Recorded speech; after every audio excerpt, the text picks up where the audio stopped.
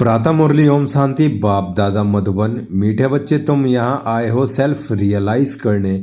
तुम अपने को आत्मा समझ परमात्मा बाप से सुनो। देही अभिमानी रहने का अभ्यास करो। प्रश्न।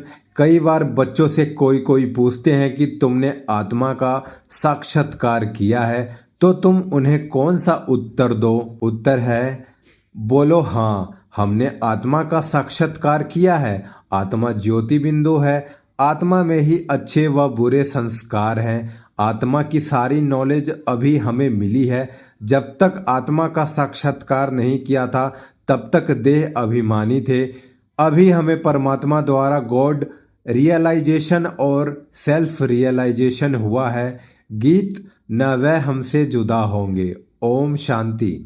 मीठे मीठे रूहानी बच्चों ने यह गीत सुना। रूहानी बच्चे कहते हैं शरीर द्वारा।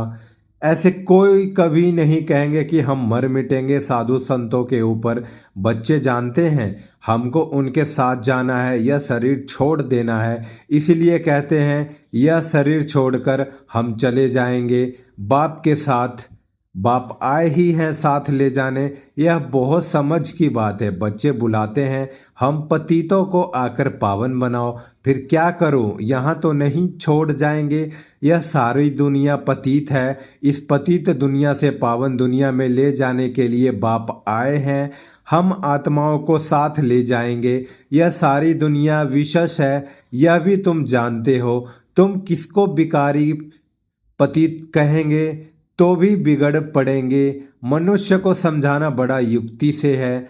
महिमा करनी है एक बाप की। अभी तुम बच्चों को नॉलेज मिली है, बड़ी समझ से बात करनी है। कहाँ देखते हो? प्रश्न उत्तर करते हैं तो बोलो हम अभी कच्चे हैं। बड़ी बहन आकर रेस पांड देंगी। तुम कहते हो शिव बाबा समझाते हैं भगवानुबाच मनुष्य सब पतित है। पतित तो भगवान हो नहीं सकता। पतित पावन को बुलाते हैं क्योंकि पतित है। देहधारियों को भगवान नहीं कह सकते। भगवान निराकार शिव को कहा जाता है। शिव के मंदिर भी बहुत हैं। पहले पहले जब एक बात को समझ लेवे तब ठहर सकेंगे। पहले पहले बताओ कि शिव भगवानुबाच शिव बाबा कहते हैं कि मामेकम याद करो। उनको अपना शरीर है नहीं। ब्रह्मा विष्णु शंकर को भी अपना सूक्ष्म शरीर है। देखने में आता है, यह तो देखने में नहीं आता है। उनको कहा ही जाता है परम पिता परमात्मा। तुम भी कहेंगे हम आत्मा एक शरीर छोड़ दूसरा लेता हूँ। तुम अपनी आत्मा का साक्षात्कार किया है। भक्ति मार्ग में साक्षात्कार के लिए नौधा भक्ति करते हैं, परंतु भक्ति करने वालों ने कब साक्षात्कार नहीं किया है, वह क्या चीज है यह बिल्कुल नहीं जानते हैं। सिर्फ कहते हैं वह निराकार है। बातचीत तो आत्मा करती है, संस्कार भी आत्मा में रहते हैं। आत्मा निकल जाती है तो न आत्मा न शरीर बात कर सकते हैं। आत्मा बिगड़ शरीर कुछ कर न सके। पहले तो आत्मा को पहचानना है और बाप द्वारा ही बाप को पहचान सकेंगे। आत्मा को परमपिता परमात्मा का साक्षात्कार कैसे हो सकता है जबकि अपने को ही नहीं जान देख सकती। भल कहते हैं चमकता है अजब सितारा, परंतु यह किसको पता नहीं है कि आत्मा में 84 जन्मों का पाठ नूंधा हुआ है। मनुष्य बिल्कुल देह अभिमानी रहते हैं। अब बाप कहते हैं देही अभिमानी बनो। अपने को आत्मा समझ फिर मेरे द्वारा सुनो। सुनने वाली आत्मा है। आत्मा को सुनाने वाला परमात्मा चाहिए। मनुष्य को समझाने वाला मनुष्य ही होगा। यह आत्मा का ज्ञान किसको है? नहीं। इसलिए कहा जाता है पहले आत्मा को जानो, सेल्फ रियलाइज करो। आत्मा खुद ही कहती है। आत्मा को हम रियलाइज कैसे करें यह थोड़े ही किसी को पता है। हमारी आत्मा में कैसा सारा पार्ट भरा हुआ है, साधु सन्यासी आदि कोई बता न सके। बाप को ही आकर बच्चे को सेल्फ रियलाइज कराना पड़ता है। बाप कहते हैं अपने को आत्मा समझ मुझ निराकार परम पिता परमात्मा से सुनो। आत्मा और परमात्मा जब मिले तब यह बातें हो। दुनिया को यह पता नहीं है कि परम पिता परमात्मा कब आएंगे, कैसे आकर समझाएंगे, न जानने के कारण मतभेद में आ जाते हैं। उन सब का मदार है शास्त्रों पर। बाप कहते हैं उनसे न तुम मुझे रियलाइज कर सकेंगे न अपने आप को रियलाइज कर सकेंगे। वह तो कह देते आत्मा सो परमात्मा। ऐसे कहने से क्या होता? हमको पति से पावन कौन बनाएंगे, त्रिकालदर्शी कौन बनाएंगे? कोई भी आत्मा और परमात्मा का ज्ञान तो दे नहीं सकते। इसीलिए तुम कहते हो जो आत्माएं अपने बाप को नहीं जानती है वह नास्तिक है। वो फिर कह देते हैं कि जो भक्ति नहीं करते वह नास्तिक है। अब तुम बच्चों भक्ति तो करते नहीं हो। तुम्हारे पास चित्र बहुत अच्छे हैं, चित्रों पर ही समझाया जाता है। कोई ने वर्ल्ड के नक्शे देखे ही नहीं होंगे तो उनको क्या पता लंदन कहाँ है, अमेरिका कहाँ है। जब तक टीचर बैठे मैप पर समझाए इसलिए तुमने यह चित्र बनाए हैं, परंतु डिटेल में कोई समझ नहीं सकते। सूर्यवंशियों ने यह राजधानी कहाँ से ली, फिर चंद्रवंशियों ने कैसे ली? क्या सूर्यवंशी से लड़ाई की? तुम समझते हो सबको वर्षा एक बाप से मिलता है। सूर्यवंशी चंद्रवंशी तो विश्व के मालिक हैं। दूसरा कोई धर्म ही नहीं होता है तो लड़ाई की बात ही नहीं। अभी तुम समझते हो हम विश्व के मालिक बनते हैं। ऐसे नहीं कि सूर्यवंशियों से चंद्रवंशियों ने जीता व युद्ध चली, नहीं, अलग अलग घराना होता है। अब तुम्हारी बुद्धि में यह चित्रों की सारी नॉलेज है। स्कूल में भी स्टूडेंट पढ़ते हैं तो बुद्धि में सारी नॉलेज आ जाती है। छोटे बच्चे को किताब में दिखाया जाता है यह हाथी है, यह फलाना है। अब तुम इस ड्रामा को जान गए हो, यह सारा चक्र बुद्धि में है। यह है सारी नई बातें और इन बातों को ब्राह्मण कुल ही समझेंगे।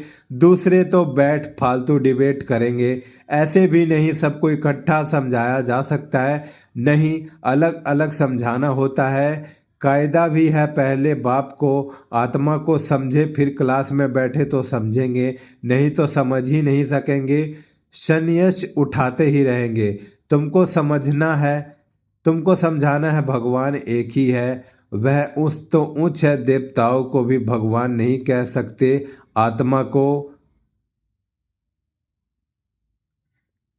आत्मा का भी ज्ञान अब तुमको मिला है। कर्म का फल आत्मा ही भोगती है, संस्कार आत्मा में ही रहते हैं। आत्मा सुनती है इन ऑर्गन्स द्वारा। भगवान बाप एक है, वर्षा उनसे मिलता है। बाबा ने समझाया है तुम अपने को आत्मा निश्चय करो और बाप से बुद्धि योग लगाओ। जन्म जन्मांतर भक्ति करते आए हो। हनुमान के भी पुजारी होंगे तो हनुमान के याद करेंगे, वह कृष्ण के पुजारी होंगे तो कृष्ण को याद करेंगे। अभी तुमको समझाया जाता है तुम आत्मा हो, तुम्हारा परम पिता परमात्मा है। उनको याद करने से ही बाप का वर्षा मिलेगा। जो बाप है स्वर्ग का रचयिता, तो जरूर हम स्वर्ग में होने चाहिए। भारत स्वर्ग था, अभी तो स्वर्ग है नहीं।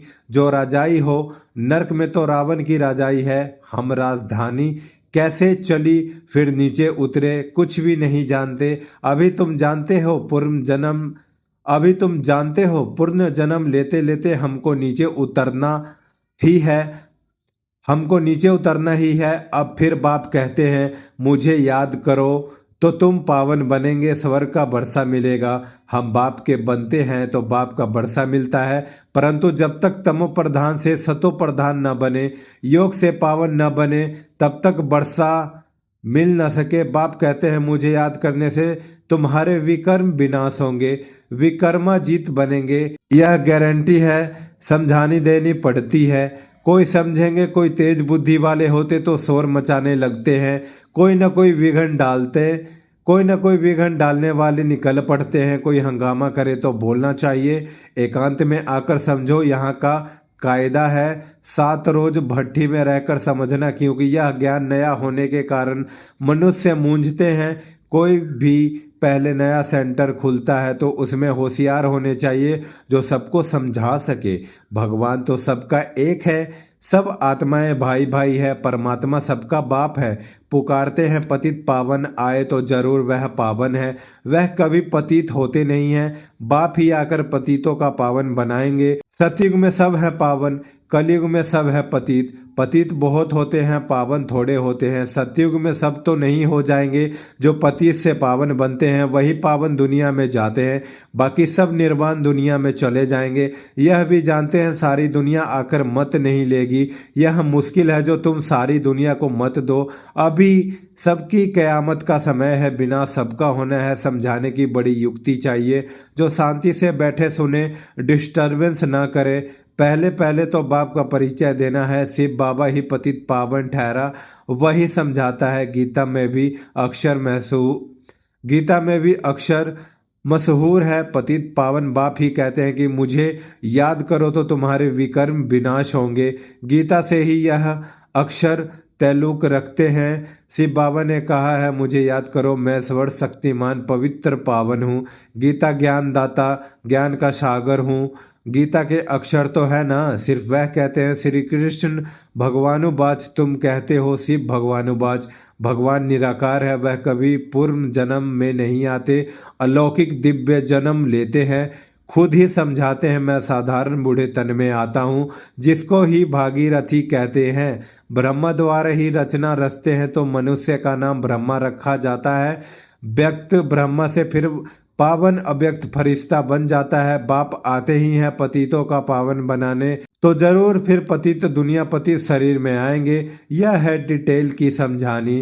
पहले तो समझाना चाहिए। भगवान कहते हैं कि कल्प पहले मुआफिक मुझे याद करो तो तुम्हारे विकर्म विनाश होंगे, पतित से पावन बनो।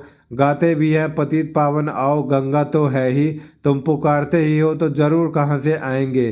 पतित पावन आते हैं पतित से पावन बनाने का पाठ बजाने। बाप कहते हैं तुम पावन थे, फिर तुम्हारे खाद पड़ी, यह योग बल से ही, वह योग बल से ही निकलेगी। तुम पवित्र बन जाएंगे, फिर पावन दुनिया में ही आएंगे। पतित दुनिया का विनाश हो जाएगा। जो समझाया जाता है उसे अच्छी रीति से धारण करना है। हम तो सिर्फ ऊंच से ऊंच बाप की महिमा करते हैं, बेहद का बाप समझाते हैं।